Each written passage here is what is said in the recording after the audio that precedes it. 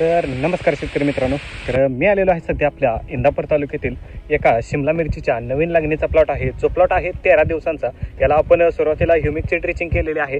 तसंच याला आपण 1261ची ही ड्रिचिंग करून टाकलेली आहे आणि याच्यानंतर आपण याला शिल्ड सोडलेला आहे खालून, जेणेकरून शिल्ड सोडल्यानंतर काय होईल, तुमच्या झाडामधील मर रोग तसंच इतर कुजवा वगैरे असतो किंवा मातीमधली बुरशी असते किंवा जर गोगलगाईचं प्रमाण जास्त असतं तर त्याच्यासाठी आपण शिल्ड सोडलेलं आहे.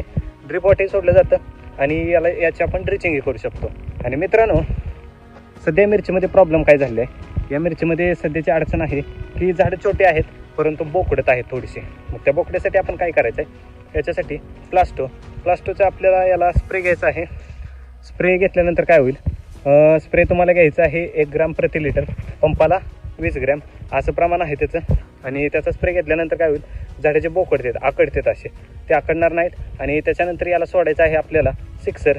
झाडं छोटे असल्यामुळं एकराला तुम्ही 2 लिटर सिक्सर सोडू शकता किंवा 2 लिटर सिक्सरची तुम्ही याला ड्रिचिंग करून घ्यायची.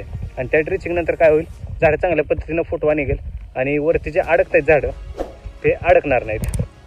तर अशा पद्धतीचं तुम्ही जर मिरची असेल तुमच्याकडं किंवा तुम्ही जर मिरची नवीन करायच्या विचारात असाल तर आपला कॉन्टॅक्ट नंबर आहे. तुम्हाला कोणत्याही पद्धतीची माहिती पाहिजे असेल तर तुम्ही आपल्या कॉन्टॅक्ट नंबरवरती संपर्क करू शकताय. व्हॉट्सअप करा, तुम्हाला तुमची पूर्ण अडचण समस्येचं निराकरण केलं जाईल. तसंच जर तुम्हाला कोणत्या पद्धतीचं औषध तुमच्या एरियामध्ये उपलब्ध नसेल तर ते उपलब्ध करून देण्याचा प्रयत्न केला जाईल आणि त्याच्यासाठी आपण कॉल करू शकताय. तर मी तुम्हाला पहिलं झाडं दाखवतो. ही झाडं अशा पद्धतीची आहेत. ही झाडं आहेत 13 दिवसांची.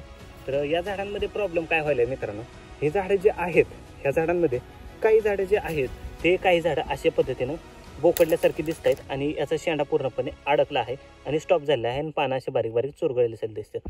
मग याच्यासाठी आपण क्लास्टोचा स्प्रे घेऊ शकतो 1 ग्रॅम प्रति लिटर अशाप्रमाणे. आणि त्या स्प्रेनंतर काय होईल, झाडं खूप चांगल्या पद्धतीने रिकवर होऊन जातील आणि खूप चांगल्या पद्धतीने प्लॉट आपला चांगल्या पद्धतीने यशस्वीरित्या सुरुवात होऊ शकते आपल्या प्लॉटची.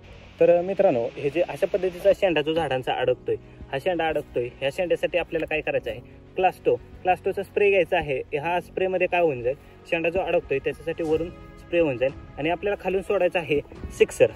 तर हे सिक्सर सोडल्यानंतर काय होईल, सिक्सर सोडल्यामुळे आपल्या झाडांची मुळी आणि ग्रोथ चांगल्या पद्धतीने होईल आणि झाडांमध्ये फुटवा निघेल. झाडांमध्ये फुटवा निघाल्यानंतर त्याचा फायदा आपल्याला खूप चांगल्या पद्धतीचा होऊन जाईल.